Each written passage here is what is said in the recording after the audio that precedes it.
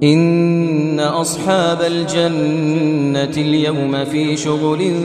فاكهون هم وأزواجهم في ظلال على الأرائك متكئون لهم فيها فاكهة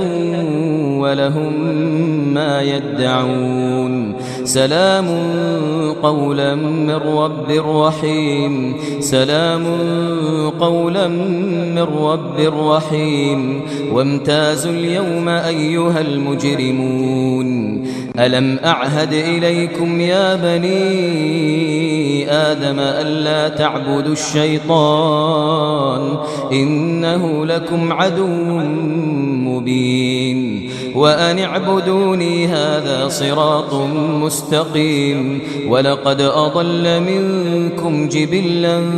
كثيرا أفلم تكونوا تعقلون ولقد أضل منكم جبلا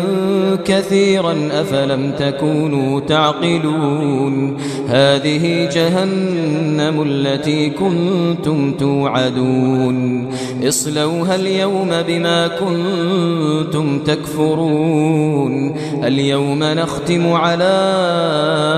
أفواههم وتكلمنا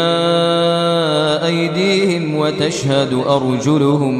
وتشهد أرجلهم بما كانوا يكسبون ولو نشاء لطمسنا على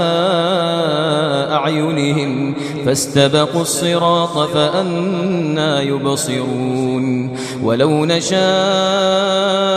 لمسخناهم على مكانتهم فما استطاعوا مضيا ولا يرجعون ومن نعمره ننكسه في الخلق أفلا يعقلون وما علمناه الشعر وما ينبغي له إن هو إلا ذكر وقرآن مبين إن هو إلا ذكر وقرآن مبين لينذر من كان حيا ويحق القول على الكافرين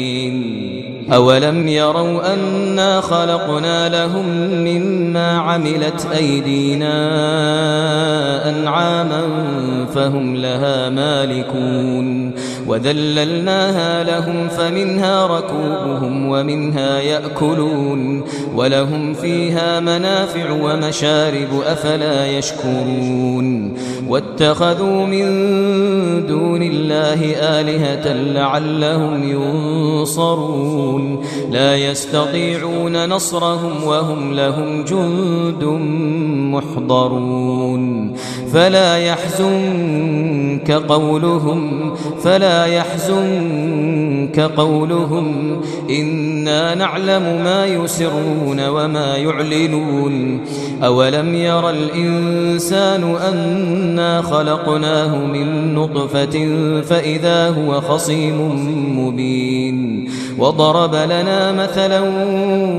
ونسي خلقه قال من يحيي العظام وهي رميم قل يحييها الذي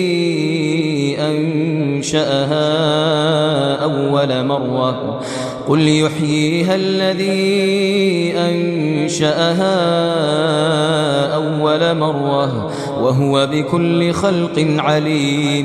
وهو بكل خلق عليم الذي جعل لكم من الشجر الأخضر نارا فإذا أنتم منه توقدون أوليس الذي خلق السماوات والأرض بقادر على أن يخلق مثلهم بلى وهو الخلاق العليم إنما أمره إذا أراد شيئا أن يقول له كن فيكون فسبحان الذي بيده ملكوت كل شيء وإليه ترجعون